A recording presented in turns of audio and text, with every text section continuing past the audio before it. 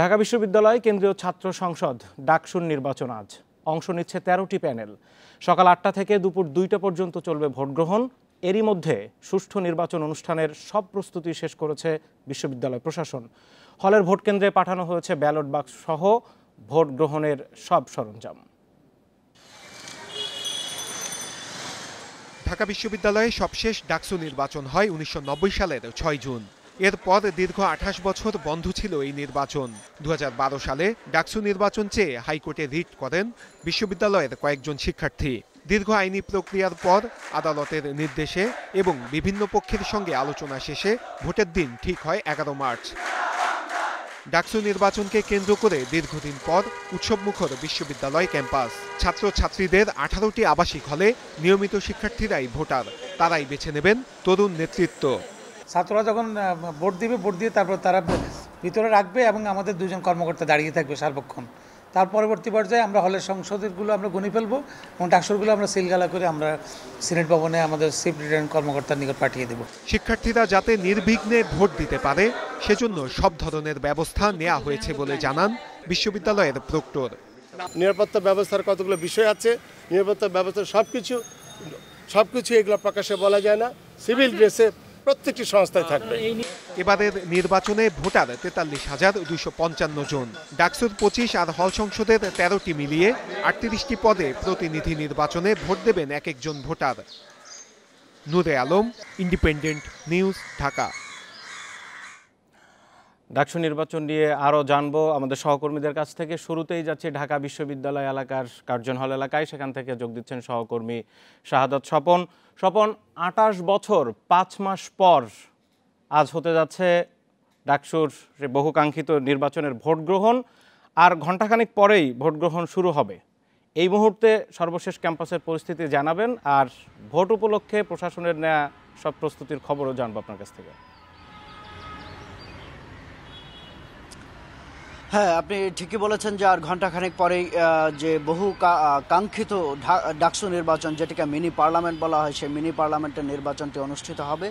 এবং সে অনুযায়ী ২৮ বছর ৫ মাস পরে আপনি প্রতিবেদনে যেটি বলেছেন, সেই এতদিন পরে যে নির্বাচনটি হচ্ছে সেটি নিয়ে কিন্তু আসলে সবার মাঝেই উত্তেজনা কাজ করছে। এবং এই নির্বাচনটি যেন সুষ্ঠুভাবে অনুষ্ঠিত হয় সেজন্য কিন্তু ঢাকা বিশ্ববিদ্যালয় প্রশাসন সব ধরনের প্রস্তুতি ইতিমধ্যে নিয়ে রেখেছে।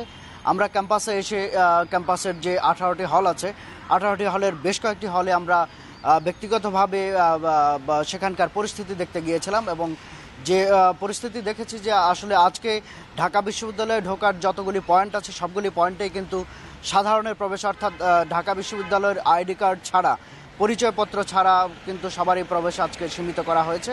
একমাত্র গণমাধ্যম কর্মী এবং প্রশাসনের যারা আজকে দায়িত্বরত থাকবেন ঢাকা বিশ্ববিদ্যালয়ের কেন্দ্রীয় ছাত্র সংসদ নির্বাচন পরিচালনায়, তাদের শুধুমাত্র আজকে ঢাকা বিশ্ববিদ্যালয়ে প্রবেশ করার অধিকার বা অনুমতি রয়েছে। এবং সেই বিষয়টি কিন্তু আইনশৃঙ্খলা রক্ষাকারী বাহিনীর সদস্যরা প্রত্যেকটি পয়েন্টেই কিন্তু তারা খুব সুচারুভাবে এবং খুব কঠোরভাবে এই বিষয়টি নিয়ন্ত্রণ করছেন আমরা দেখেছি। এবং ঢাকা বিশ্ববিদ্যালয়ের একটা বিষয় একটু জানতে চাই, বেশ আলোচনায় এসছে যে বিশ্ববিদ্যালয় প্রশাসন গণমাধ্যম কর্মীদের কিছুটা নিয়ন্ত্রণের মধ্যে রেখেছে।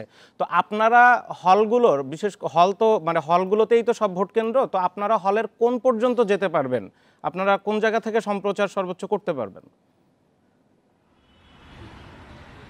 আমরা ভোট কেন্দ্রের প্রত্যেকটি ভোট কেন্দ্রে যেতে পারবো, কিন্তু বুথে যেখানে আসলে সিলটি মারা হবে সেই বুথে যাওয়া যাবে না। বুথ ছাড়া কিন্তু ভোট কেন্দ্রের সব জায়গায় কিন্তু আজকে গণমাধ্যম কর্মীদের প্রবেশের অধিকার আছে। এবং আমরা সে বিষয়টি কয়েকটি হলে দেখতে গিয়ে কিন্তু সেই বিষয়টি দেখেও এসেছি যে সব ধরনের প্রস্তুতি কিন্তু রাখা হয়েছে। এবং সংশ্লিষ্ট যেসব কর্মকর্তারা, অর্থাৎ আজকে নির্বাচনের পরিচালনায় যারা দায়িত্বে থাকবেন, হলের প্রভোস্ট সহ তার হাউস টিউটর সহ অন্যান্য যারা আজকে নির্বাচন পরিচালনায় তাকে সহায়তা করবেন, সবাই কিন্তু প্রস্তুত আছেন। এবং তারা 8টায় নির্বাচনটি সঠিকভাবে যেন শুরু হয় সেই শুরুর সব ধরনের প্রস্তুতি সম্পন্ন করেই তারা অপেক্ষা করছেন। এবং যে কয়েকজনের সাথে আমাদের কথা হয়েছে তারা যেটি আশা করছেন যে 28 বছর 5 মাস পরে যে ডাকসু নির্বাচন অনুষ্ঠিত হচ্ছে, এই নির্বাচনটি যেন সুষ্ঠুভাবে সম্পন্ন হয়, অর্থাৎ 2টা পর্যন্ত যেন প্রার্থীরা এবং ভোটারদের স্বতঃস্ফূর্ত উপস্থিতি যেন আজকের পরিবেশটি মুখর থাকে, এই পরিবেশটি নিশ্চিত করার জন্য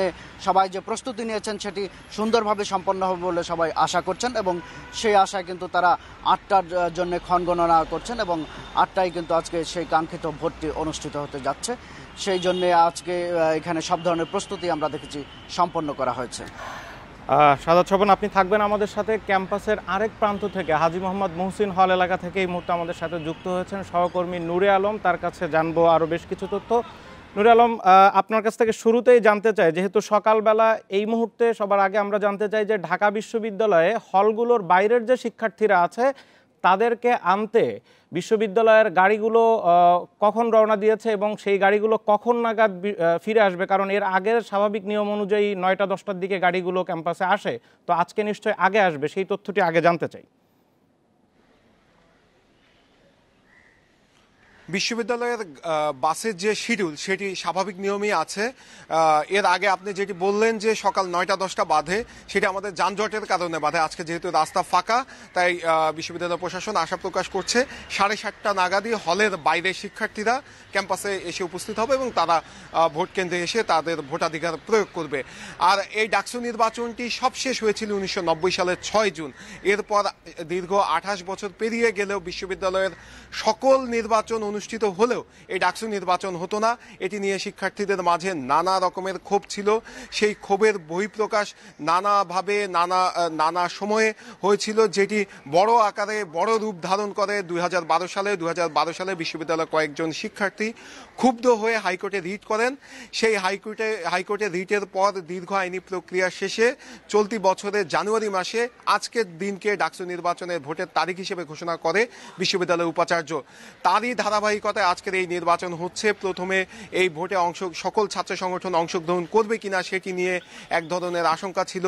পরবর্তীতে সব ছাত্র সংগঠন অর্থাৎ ছাত্রলীগ, ছাত্র দল, বাম, প্রগতিশীল ছাত্র জোট সহ 13টি প্যানেল এই নির্বাচনে অংশ নিচ্ছে এবং এই নির্বাচনে ভোটাধিকার প্রয়োগ করবে 43,255 জন ভোটার।